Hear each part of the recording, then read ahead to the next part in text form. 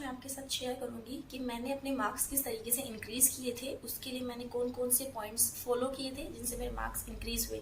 तो मेरे class 11th की बात करें तो उसमें मेरे मार्क्स 400 टू 500 की रेंज में आते थे। तो उनको मैंने किस तरीके से 600 प्लस में कन्वर्ट किया था इन क्लास 12th, और मैंने कौन से पॉइंट्स फॉलो किए थे जो आप भी कर सकते हैं। वेरी सिंपल पॉइंट्स जो आप करेंगे तो आपके मार्क्स डेफिनेटली इंक्रीज होंगे। So the first point is, firstly अगर आप फिजिक्स में कैलकुलेशन मिस्टेक्स करते हैं तो उनको रिड्यूस कीजिए। कैसे रिड्यूस होंगी? By practising more and more numericals. तो फिजिक्स में आप बहुत ज़्यादा न्यूमेरिकल्स आपको प्रैक्टिस करनी चाहिए, जितने आप कर सके थ्योरी पढ़ने के बाद, ताकि आपकी जो मिस्टेक्स है, calculation mistake in your mock test paper, वो रिड्यूस हो और उससे आपके मार्क्स डेफिनेटली इंक्रीज होंगे। So the second point which I followed to increase my marks is that I read bio multiple times. Bio NCERT basically. आप NCERT आपको हर subject की पढ़नी चाहिए, बट बायो की जो NCERT है वो आपको हर बार, आप नोट्स पढ़िए। आपने सबसे पहले आपको नोट्स पढ़ना ज़्यादा इंपॉर्टेंट है। जो सर ने बनवाए हैं, जिसमें कोचिंग में आप पढ़ते हैं, सर ने जो नोट्स बनवाए हैं उनको पढ़िए। उसके बाद आप NCERT रीड कीजिए, तो उससे आपकी कोई मिस्टेक नहीं होएगी। बायो के क्वेश्चन में कोई भी मिस्टेक नहीं होगी और आपके मार्क्स डेफिनेटली बायो में इंक्रीज होने लग जाएंगे। You will score 320 plus marks. मैंने क्लास 11th में जो मेरे बायो के मार्क्स थे वो 250 टू 300 के बीच में आते थे, उसकी वजह से मेरे स्कोर कम था। और बायो में मेरे जो मार्क्स थे वो 300 प्लस हमेशा आते थे, 320 plus, 320, 30 in my class 12th।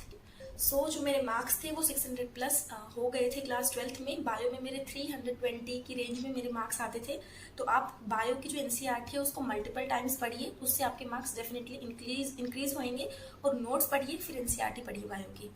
I can show you my way of reading NCERT multiple times.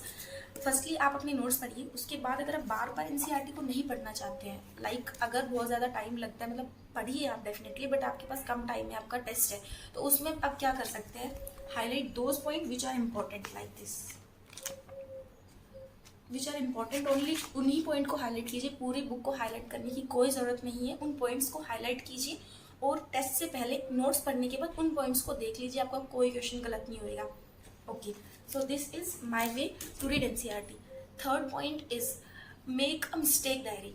Okay, तो मिस्टेक डायरी बनाने की बहुत ज़्यादा ज़रूरत होती है, क्योंकि आप जो मिस्टेक्स करते हैं अपने क्वेश्चन पेपर में, वो मिस्टेक्स आप एक मिस्टेक डायरी में लिखिए। मैं एक अपनी मिस्टेक डायरी मैंने बनाई थी, जिसमें मैं अपनी सारी मिस्टेक्स लिखती थी।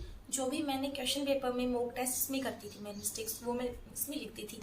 This is my mistake diary. You can make you mistake diary like this, big और स्मॉल डायरी, जिसमें आप सारी मिस्टेक्स लिखिए अपनी। Like I can show you.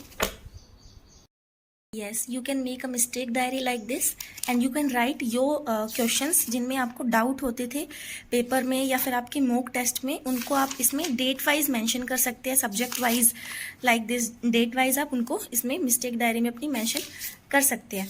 और आपको जो भी डाउट्स आपके ITs लाइक हमारे नॉर्मल LN में जो टेस्ट होते थे उनको IT बोलते थे, तो वो टेस्ट आप उनको टेस्ट नंबर डाल के कौन सा टेस्ट है, you can mention those questions after clearing from your teacher like this. Like in major test हमारे जो भी प्रॉब्लम्स मेरे को आई, वो प्रॉब्लम्स आप लिख सकते हैं अपनी मिस्टेक डायरी में, और उसको टाइम टू टाइम आपको रिवाइज करना है, ताकि आप उसको भूले ना, लॉन्ग टाइम तक रिटेन रहे वो आपके माइंड में, और फिर आपकी बाद में उसके रिलेटेड कोई भी मिस्टेक ना हो नेक्स्ट मॉक टेस्ट में। यस, सो थर्ड पॉइंट था मिस्टेक डायरी बनाने का। आप अपनी सारी मिस्टेक्स को मिस्टेक डायरी में लिख सकते हैं। फोर्थ पॉइंट जो आपको फॉलो करना चाहिए वो है, जो मैंने इसमें भी बताया, पेपर एनालिसिस। आप कोई भी क्वेश्चन पेपर अटेम्प्ट करते हैं, मॉक टेस्ट अटेम्प्ट करते हैं, ऑफलाइन और ऑनलाइन, अगर आप ऑफलाइन पेपर अटेम्प्ट करते हैं तो आप उस पेपर को लाइक दिस इज माई एवन मॉक टेस्ट पेपर। आप कोई भी ऐसा मॉक टेस्ट अटेम्प्ट करते हैं, उसके जो भी है आपके क्वेश्चन सही है गलत है, पहले उसको मार्क कर लीजिए इन दिस वे। सही है और रॉन्ग क्वेश्चन है उसको आप मार्क कर सकते हैं। उसके बाद क्या करना है, आपको किसी भी क्वेश्चन में डाउट है, लाइक आपका कोई क्वेश्चन रॉन्ग हुआ है या फिर आपको उसको उसमें डाउट है बट रॉन्ग नहीं हुआ, आपको इंस्टेंटली क्लिक नहीं किया वो क्वेश्चन, उस पर आप डी मार्क कीजिए डाउटफुल, और उसको आप अपने टीचर से क्लियर कीजिए। ऐसे पूरे में आप अपने क्वेश्चन पेपर में पूरे में आप ऐसे करिए लास्ट तक, बायो तक, इन दिस वे। और आप जो भी डाउट्स है आपको उसमें, वो आप अपने टीचर से क्लियर कीजिए, और जो मैंने अभी डायरी बताई उसमें उनको डाउट्स को लिखिए, आपके मार्क्स डेफिनेटली इंक्रीज होंगे। So this was the fourth point two increase your marks. And try to solve numericals as many as you can in physics, and in chemistry also read NCERT, solve numericals in basically physical chemistry, and in inorganic only follow NCERT, nothing more than that. In 2022 question paper, all the inorganic questions were directly from NCERT. So follow these points, you will definitely increase your marks. Thank you so much.